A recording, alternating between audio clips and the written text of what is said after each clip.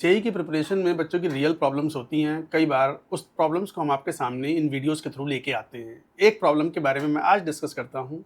11th class में बच्चा अक्सर ये बोलता है कि सर मुझसे मोल कॉन्सेप्ट कुछ भी करने से नहीं हो पा रहा। मेरे से क्वेश्चन बिल्कुल नहीं बनते। मैंने 2-2 3-3 बार भी पढ़ लिया फिर भी मेरे को प्रॉब्लम आ रही है। मैं क्वेश्चन करने की कोशिश करता हूँ, फिर भी मैं फँसता हूँ।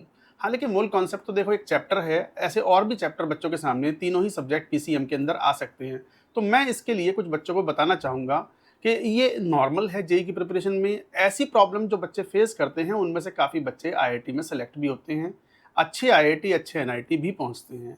तो ये कोई इतनी बड़ी प्रॉब्लम नहीं है। मैं इसका सॉल्यूशन आपको आज बताता हूँ based on experience of my 20 year plus experience of teaching for IIT JEE main and advanced. देखो जैसे ही आप मान लो 10th से 11th में आते हो तो वो 10th में बच्चे को आदत होती है कि भाई एनसीईआरटी पढ़ना है या मान लो स्टेट इंजन जो बोर्ड है उनका, उनकी बुक्स पढ़नी है, उनके बेसिस पे वो क्वेश्चन सॉल्व करता है, न्यूमेरिकल क्वेश्चन, लॉजिकल क्वेश्चन या डेरिवेशंस जो भी हैं, और वो रिलेटिवली थोड़े हल्के लेवल पे होते हैं तो बच्चे को सारा समझ में आ जाता है। बच्चा तो अच्छा ही है इसलिए उसको अच्छा समझ में आता था 9th-10th में। अब वो 11th में जैसे जेईई की प्रिपरेशन करने आता है तो जैसे मोल कॉन्सेप्ट का चैप्टर आया तो वो एक यूनिटरी कॉन्सेप्ट जो है वो लॉजिकल रीजनिंग है उस पर क्वेश्चन बनते हैं।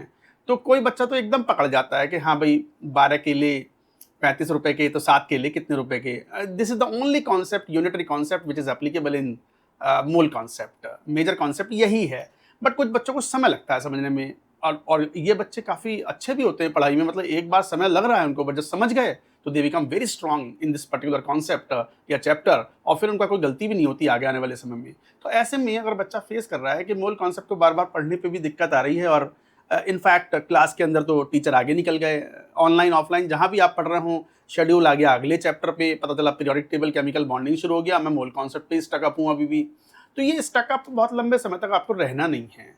आप जब जेईई की तैयारी कर रहे हैं, आपने कुछ क्वेश्चन सॉल्व किए, 10 क्वेश्चन सॉल्व किए, 4 आपसे हो गए, 6 नहीं हो रहे, 5 हो गए, 5 नहीं हो रहे, 6 हो गए, 4 नहीं हो रहे, तो उन 4 क्वेश्चन पे स्टकअप नहीं हूँ। आप आगे बढ़ जाइए, थोड़े कम क्वेश्चन सॉल्व हो गए, उनको अंडरलाइन कर लीजिए, मार्क कर लीजिए कि हाँ हाँ ये कॉन्सेप्ट्स हैं, मैं ये कर लूँगा। उसके बाद अगले चैप्टर पे चले जाइए। अगले चैप्टर पे जाकर के आप जो भी पीरियोडिक टेबल, केमिकल बॉन्डिंग, जो भी चैप्टर्स चल रहा हो आप उसके साथ-साथ पढ़ते जाइए। तो भले ही आपको वो एक वीक पॉइंट रह गया है कि मोल कॉन्सेप्ट मेरा उस लेवल का नहीं हुआ है, उस लेवल का सैटिस्फैक्शन नहीं आया, उस लेवल के मैंने क्वेश्चन सॉल्व नहीं किए हैं, तो of course it is going to impact in my test performance also. उसको आप नॉर्मल लीजिए, आगे बढ़ जाइए। फिर 1 हफ्ते बाद, 10 दिन बाद, 15 दिन बाद उस चैप्टर पर वापस आओ। वापस से उसकी एक बार थ्योरी पढ़ो, कॉन्सेप्ट समझो। अब आपकी अंडरस्टैंडिंग और थोड़ी बेटर हो चुकी होगी। फिर आप जब पढ़ोगे, क्वेश्चन सॉल्व करोगे, तो इस बार आप देखोगे कि 10 में से वो 4 क्वेश्चन हुए थे पहली बार में, अब वो 10 में से मुझसे 7 हो रहे हैं, 8 हो रहे हैं। 1-2 में मुझे सॉल्यूशन देखने पड़ रहे हैं, टेक्स्ट सॉल्यूशन या वीडियो सॉल्यूशन जो भी हैं। ये ग्रेट सक्सेस है। आप पढ़ने का तरीका फिर सीखते जा रहे हो।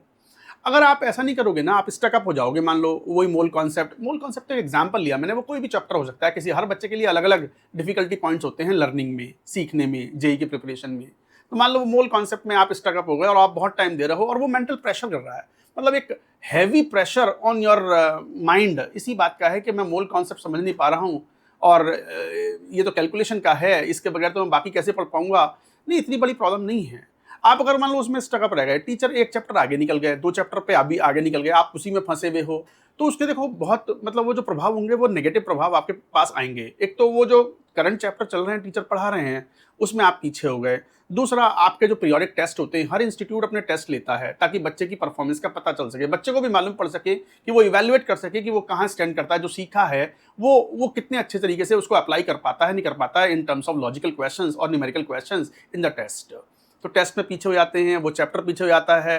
फिर वो चैप्टर जब आगे आकर के पढ़ेंगे हम, तो फिर वो मुश्किल लगेगा, क्योंकि हमने क्लास में तो सुना नहीं, हमने टीचर की बात तो सुनी, वीडियो लेक्चर्स तो हमने उसके देखे नहीं, लाइव वीडियो लेक्चर जैसे भी आप पढ़ रहे हो। तो वो एक ऐसा साइकिल बन जाता है जिसके अंदर आप फंस जाते हो, और बैकलॉग भी क्रिएट होना शुरू हो गया। टेस्ट में भी आपने परफॉर्मेंस अच्छी नहीं दी, या कई बार मन में ऐसा आता है कि मेरा तो यार पिछले ही चैप्टर नहीं हो पाया, मैं अगले 1-2 चैप्टर कैसे करूं, चलो टेस्ट इस बार का छोड़ देता हूं। बस यहीं से वो गड़बड़े शुरू होती हैं। टेस्ट छोड़ना अपने आप में गिव अप मारने जैसा हो गया। टेस्ट कभी नहीं छोड़ना है आपको। भले ही 4 चैप्टर में से 2 चैप्टर अच्छे से स्ट्रांग है, 3 चैप्टर स्ट्रांग है, तो भी आप उस टेस्ट को जरूर दीजिए। कम से कम उन 2 चैप्टर में तो आपका इवैल्यूएशन प्रॉपर हो पाएगा। तो देखो, रियलिटी को फेस करना ये भी एक बड़ा इंपॉर्टेंट है, आजकल के एक प्रैक्टिकल एस्पेक्ट है आजकल के कॉम्पिटिटिव वर्ल्ड में। जो बात है मैं वही आपको बता रहा हूँ।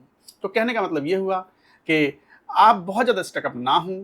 11th क्लास में वैसे इतना प्रेशर होता नहीं है पढ़ाई का, मतलब जनरली 3 या 4 क्लासेस पर वीक होती हैं ऑफलाइन ऑनलाइन जगह, और enough amount of time you get for learning, और स्लो भी पढ़ाते हैं, हम जानबूझ के स्लो पढ़ाते हैं 11th क्लास में। बच्चा 10th से तो आया है 11th में, और ट्रांजिशन भी अच्छा खासा बड़ा होता है। तो कहने का मतलब ये हुआ कि स्टकअप हों तो ठीक है, कुछ समय दें, बट इतना समय ना दें ताकि आगे के चैप्टर्स, आगे के टेस्ट और पढ़ाई वो आपकी कॉम्प्रोमाइज़ हो जाए और दिमाग पर एक बहुत ज़्यादा लोड पड़े।